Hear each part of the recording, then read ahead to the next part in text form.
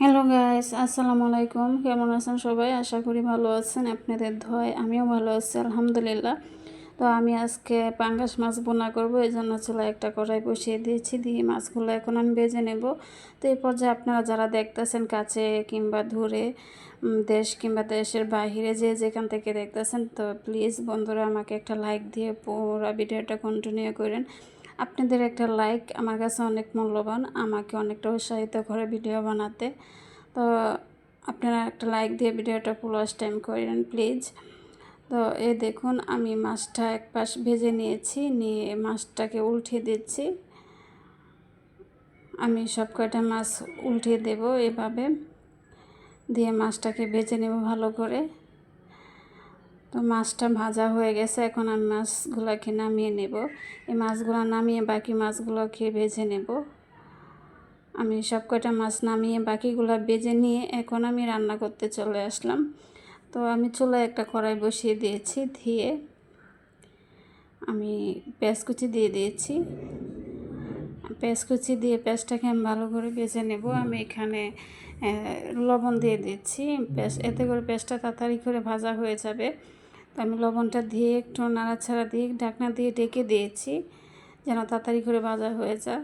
তো দেখুন ভাজাটা কিন্তু হয়ে গেছে। এখন এখানে মশলা দিয়ে দেব।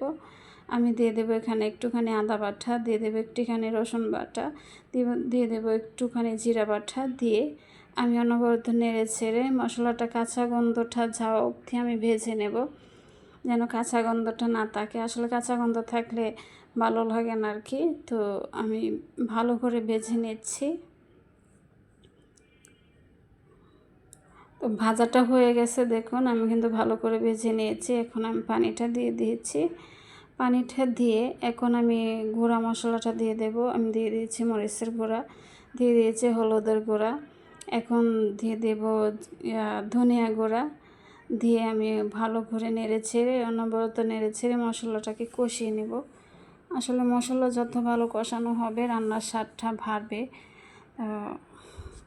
মশলাটা প্রায় কষানো হয়ে গেছে। এখন এই পর্যায়ে আমি একটা টমেটো কুচি করে কেটে রেখেছিলাম, আমি দিয়ে দিয়েছি। একদম চিকন চিকন কুচি করে কেটে আমি দিয়ে দিয়েছি।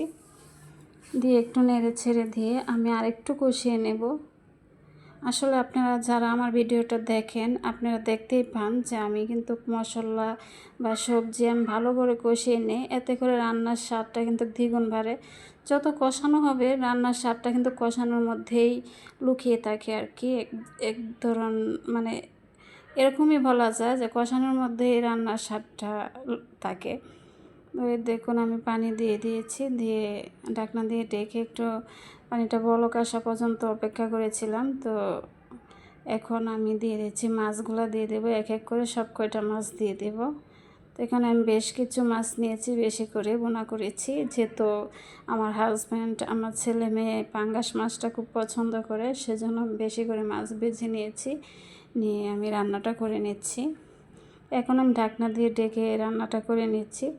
তো আবারও ফিরে আসলাম, দেখুন এখন এই পর্যায়ে আমি দিয়ে দেবো কাঁচামরিচ। তো আমার রান্নাটা যদি আপনাদের ভালো লাগে, আমার চ্যানেলটা সাবস্ক্রাইব করে লাইক কমেন্ট করে আমার পাশে থাকবেন প্লিজ। আর যারা সাবস্ক্রাইব করে দিয়েছেন আপনাদেরকে অসংখ্য অসংখ্য ধন্যবাদ। আর যারা করেননি প্লিজ আমার চ্যানেলটা সাবস্ক্রাইব করে আমার পাশে থাকেন।